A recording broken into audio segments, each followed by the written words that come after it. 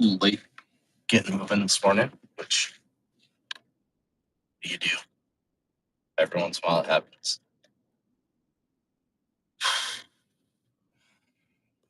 Strabango Ghost.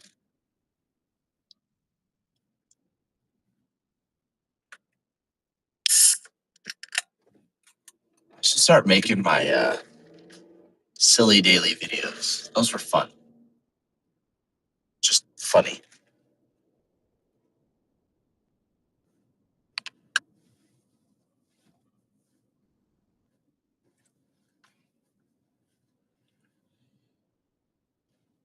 Today's thoughts.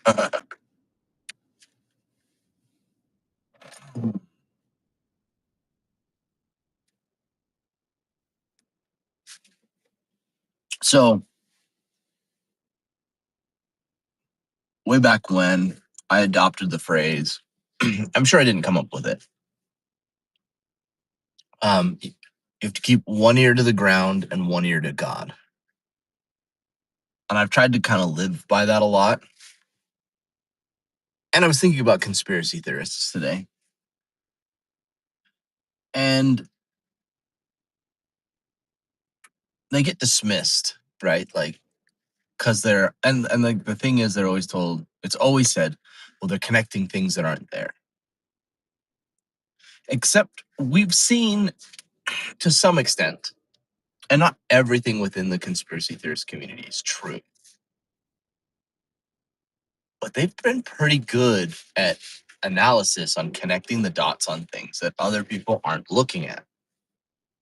Call it their particular type of tism. They've also been part of the internet hive mind for dramatically longer because they tend to have gone through these things and they, have communicated and they have a way of solving problems and thinking about things.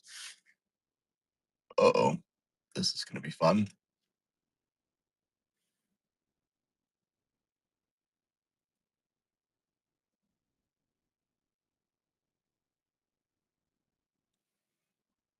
Conspiracy theorists have been saying there's going to be a draft.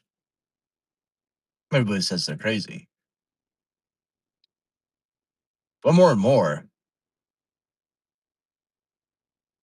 it might not look like the last drafts, but I'm increasingly convinced it could happen.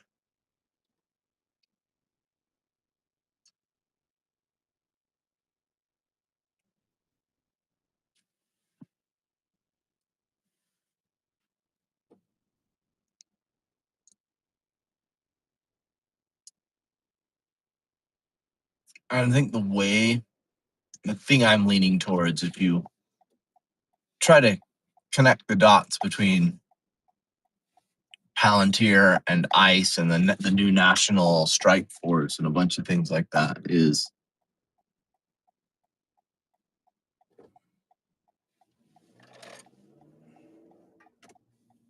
no.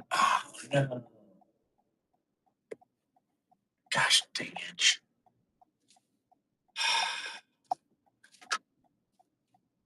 That's, I can't. Lovely.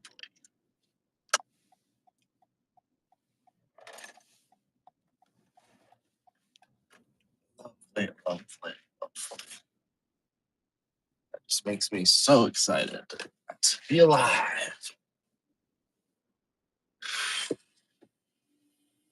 Let's make this work.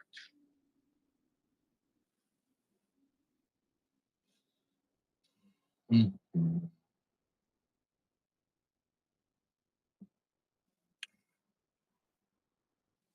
But if you were to do a draft of dissidents, right? People would feel okay with being drafted, You start off with a group of citizens that are like outspoken, but could serve, and you identify them with AI.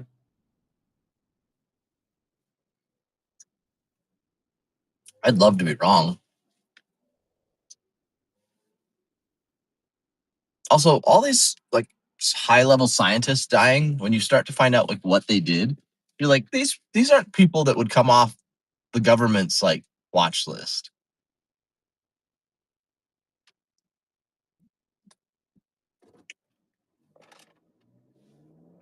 Like they would be ever forever watched by the government. Yeah, you can't travel to certain countries. You can't work for certain companies. Oh yeah, you can't do that. And like a lot of them, they're like, oh yeah, just coincidence that all these people are just randomly disappearing and like losing their mind. Like seems convenient.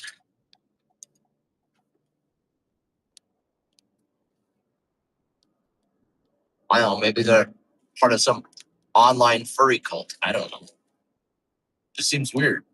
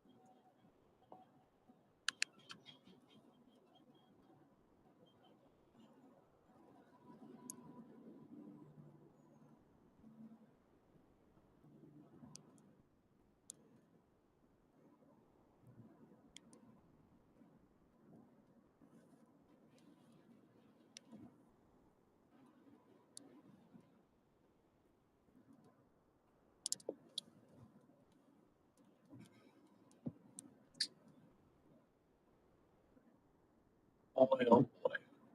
I mean, the world feels stuck right now.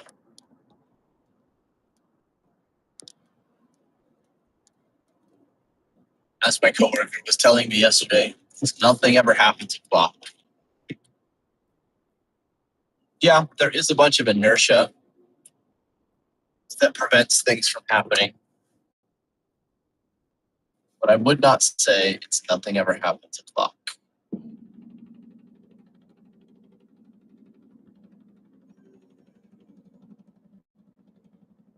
Oh no, blocked the whole gosh darn exit. Yikes. It's like somebody either like tried to come back onto the freeway or something. Just tagged everybody. Sorry, I'm boiling to death.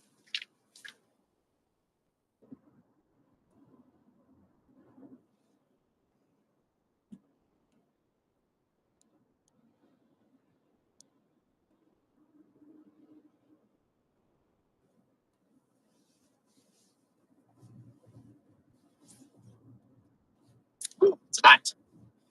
It's boiling when you're hot.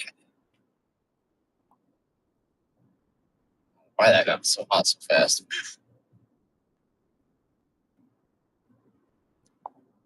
There we go.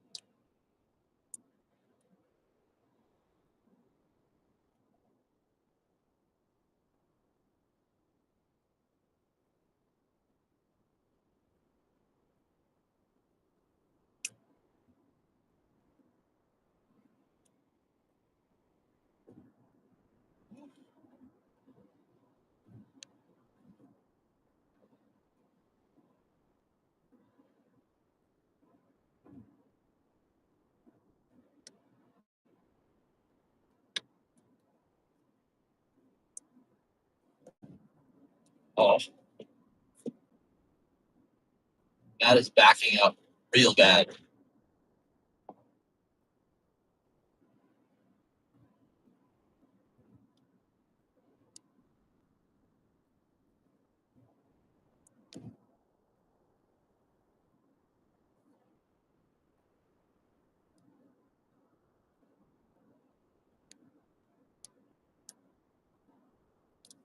Like 2 3 miles of backup right now. Ooh,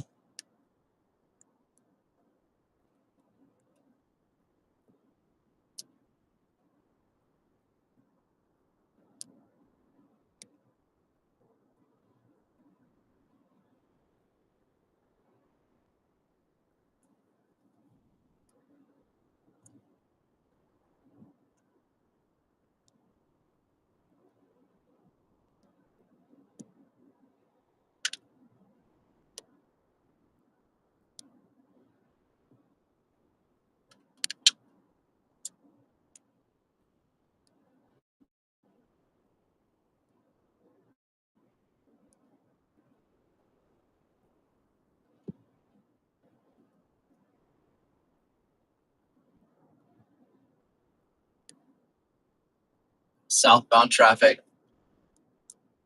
2 miles of backup right now.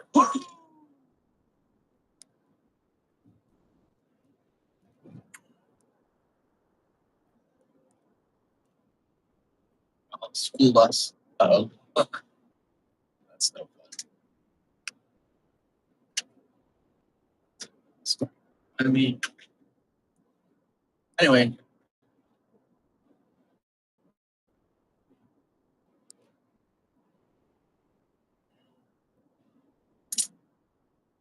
um, we had a little IT expo thing yesterday where we were inviting students and staff to come through and see like what's new, what's going to be offered, and some things that are available.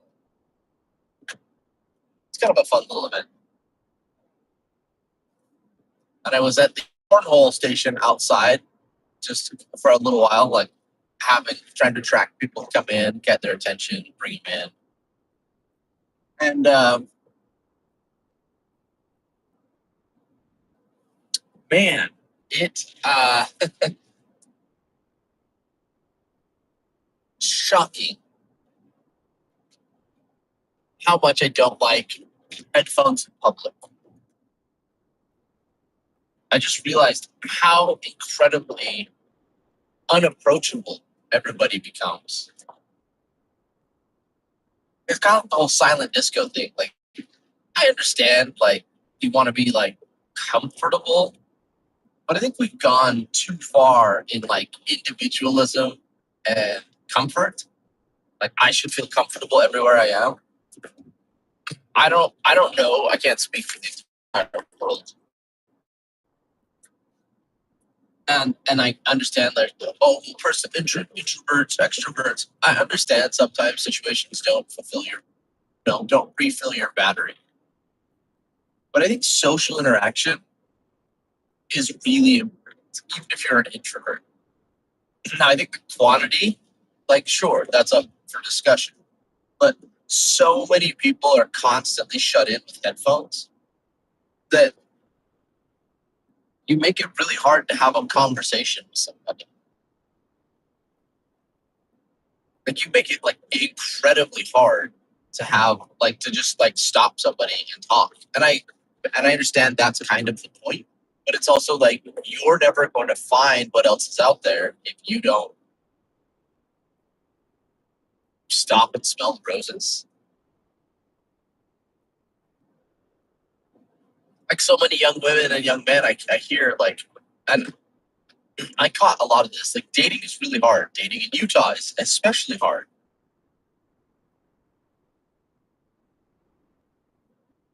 But if you make yourself unapproachable, right, then how are people supposed to approach you?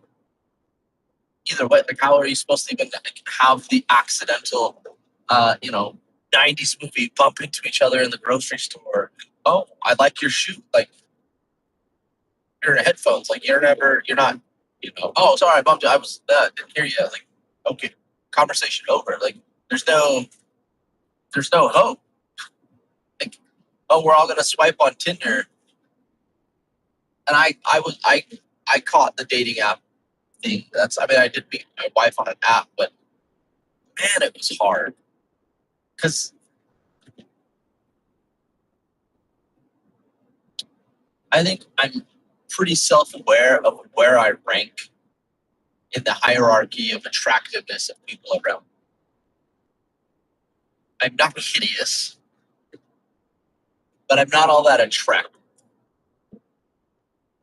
But if you throw me into a pool, especially here in Utah, where now I was competing with everybody within a 60-mile radius, well, now that makes it extra hard because I already have a few things going against me here in the state of Utah. AKA, I'm one of the Browns. As much as, yeah, it's a thing.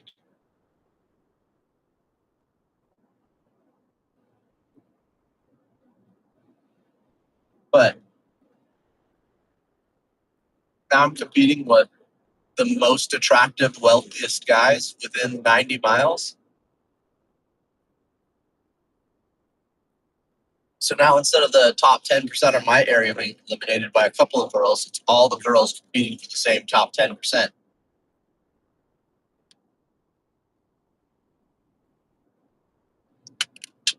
It's kind of like boomers complaining about government inefficiency when they cause the inefficiency, right?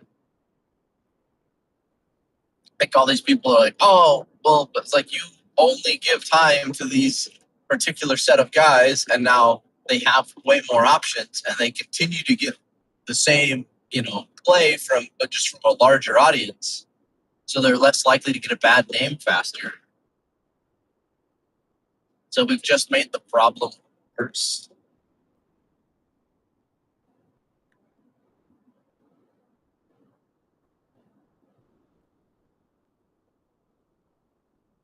They're going to build another subdivision. Okay, so I'm all for building housing, but when housing developers get paid profit up front to build affordable housing, then it's unaffordable.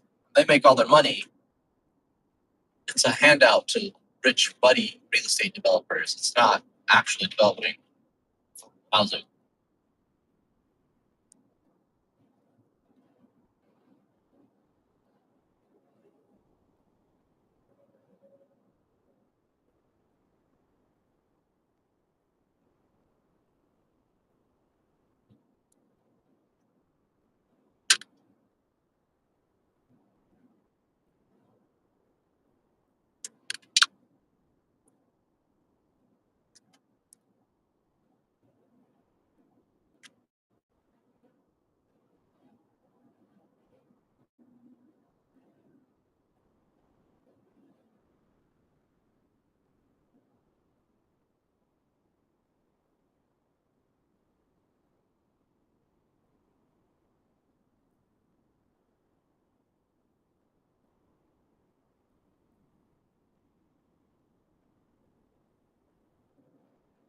Oh my. I guess this is the hard part where it's like it feels like anticipation. I feel like the whole world we're on a roller coaster and we're like strapped in and we're like climbing to the very top and we're just like and then it just like stopped and like we haven't gone down yet. And it's like all the anticipation is there. The adrenaline's already dumped. We're just like, oh. So now we're just waiting for something to happen.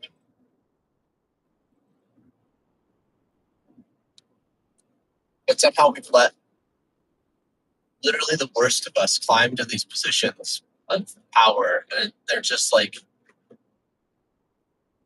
huge amounts of incompetence and tomfoolery that we allow for.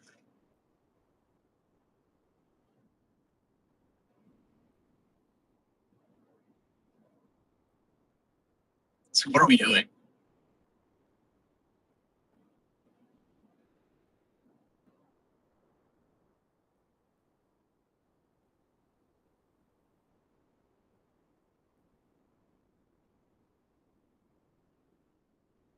What are we doing?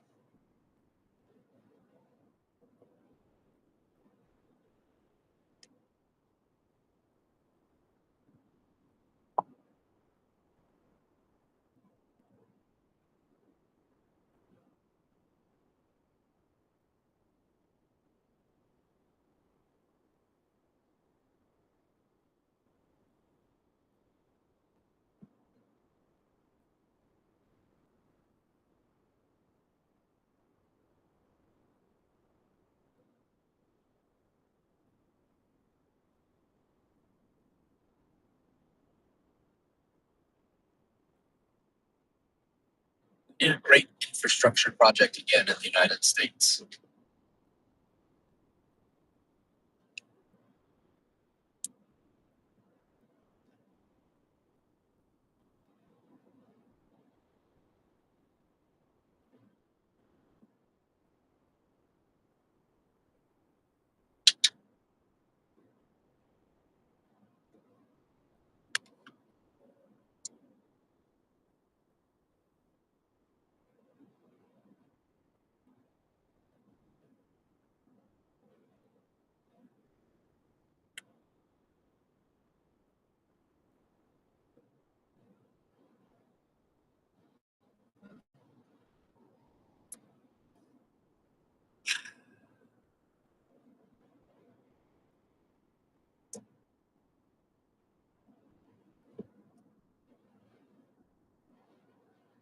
I keep thinking I'd love to see a UFO. Of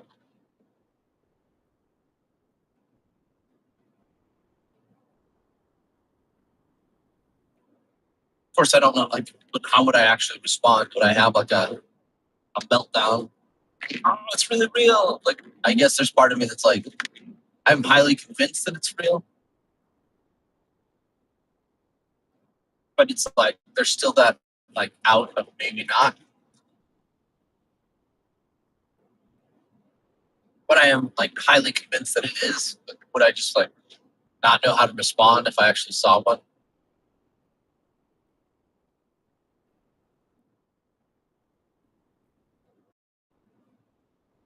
It's like, boop, and then there's one.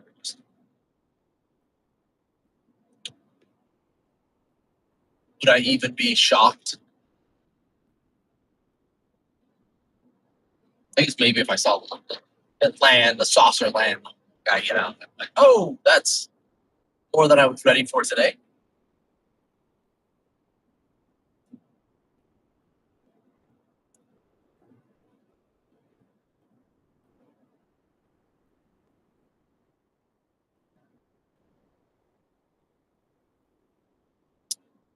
Returning back to all these classified scientists that have been dying, I think the concern has been coming out of UFO world, and I think some of the credence I'm putting towards it is because a lot of the UFO people have been eyeballing some of these people for quite some time, and then to see them suddenly en masse, like when you're at 12 and 13, you're kind of like, that seems like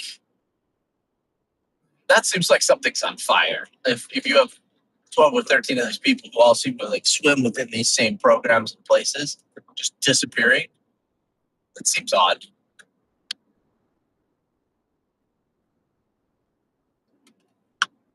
Like our plasma field physicist, the world's lead plasma field physicist, suddenly dead.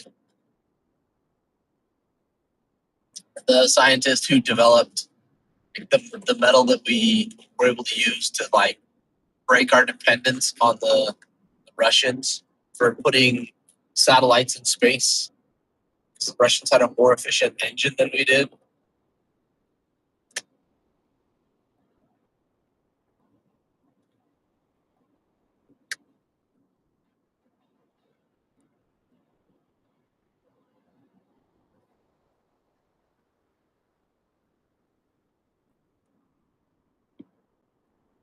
I'm also annoyed that Elon Musk is trying to take SpaceX public.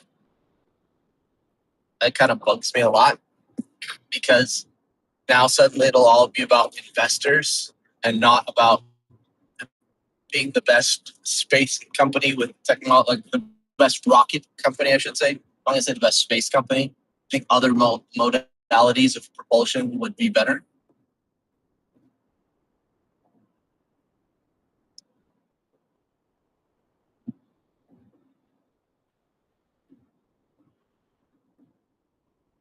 Hmm.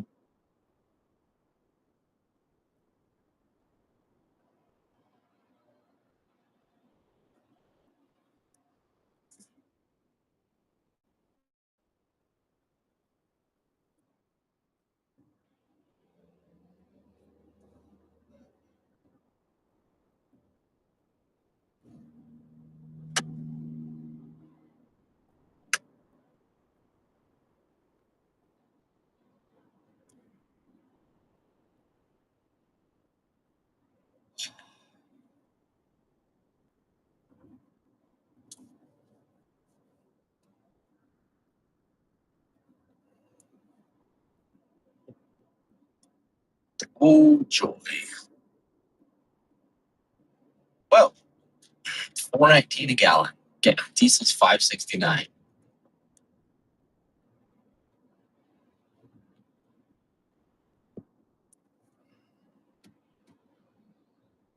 I've always said gas gets to 450.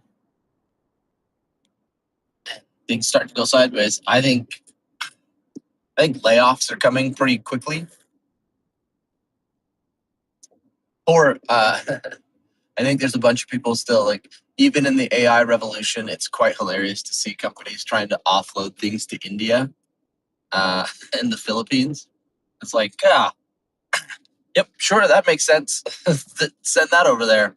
Beautiful. Works out perfectly. Uh, what's going to be really hilarious? So you've got some energy crisis going to happen. So all these companies, like I'm going to poke at IHC, right? So IHC, Intermountain Healthcare, offloaded a bunch of their customer service call center over to India, which is a whole thing, and it causes a whole problem. And I have my gripe about it because like the law says that your data can't be taken outside the United States, and then they're like, oh, but it's a VPN, so like the data's not leaving the United States. And like that seems like a semantics, like to me, I work in IT. That seems like a semantics game to like get around the fact that uh, that you uh, just want to offload labor to some other place. However, with this war in Iran, I wonder if anybody has considered the fact that what happens if you start getting rolling brownouts and blackouts in India? What happens if your call center goes out? You know, you paid this contract over there, and you know Mumbai has a rolling brownout or blackout, and now suddenly your call center's offline, or your accounting team is offline. You know, a lot of the Asian countries are in a pretty bad spot right now.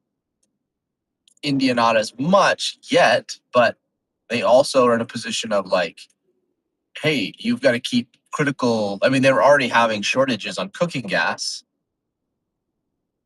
So if you're short on cooking gas, and all of a sudden now it's like, well, we're gonna move on from cooking gas to, you know, switching over here to this, and like now we just don't have the power output.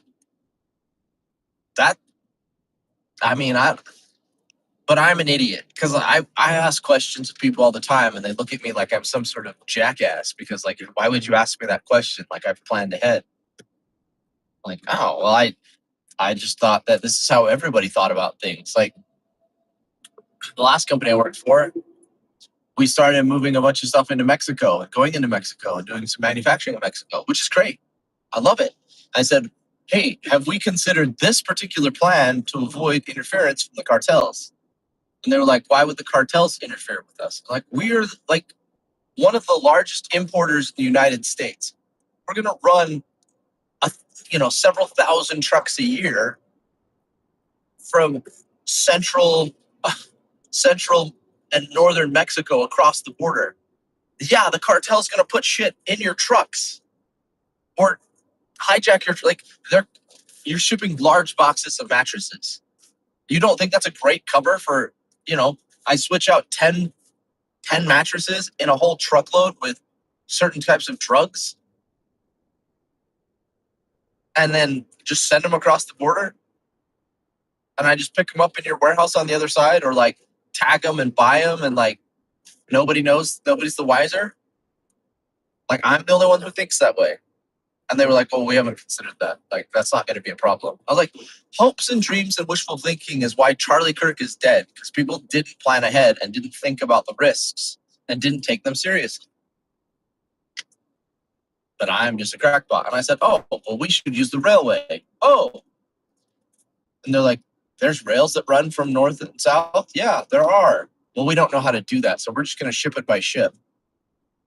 Just because you don't know how to do that doesn't mean that's the answer. It doesn't mean you don't figure it out. Like we had, like at the last company, there's a lot of innovative people who were smart and figured out how to get things done that people hadn't done before. That's like the arbitrage of the situation. I participated in a hot dog building contest the other day, and like we are looking at the rules. I was like, all right, we got to figure out how to, arbitrage the rules, find the weakness. And everyone's like, oh, and then so the particular thing was You had to assemble a hot dog, wrap it in foil, put a sticker on it, put chips in a flyer in a bag, roll the bag twice, put it on the table. Sweet. You had to do 10 of those. So you could do it fastest. Sweet. Fine. Great. I was looking at it and I was like, I got a hold of the sticker early and I was like, okay, this is going to be a pain um, to peel off. And I looked at it for a second and I was like, I wish I would have got to watch the other teams. I didn't. So, but early on in it, I was like, we should just not put the stickers on. It's a 3-second penalty per sticker. It's 30 seconds. It's going to take 5 to 10 seconds per sticker on. Why not just take the 30-second penalty and don't put the stickers on?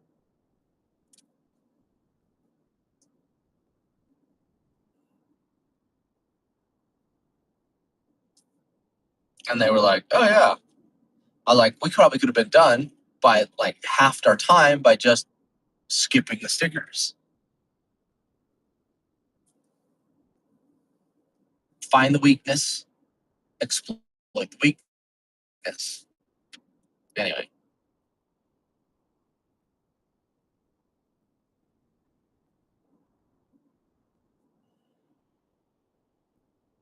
there was a point to all that. And I got way too into the hot dog example. Anyway, I'll stop talking. I've rambled long enough. We'll see things tomorrow.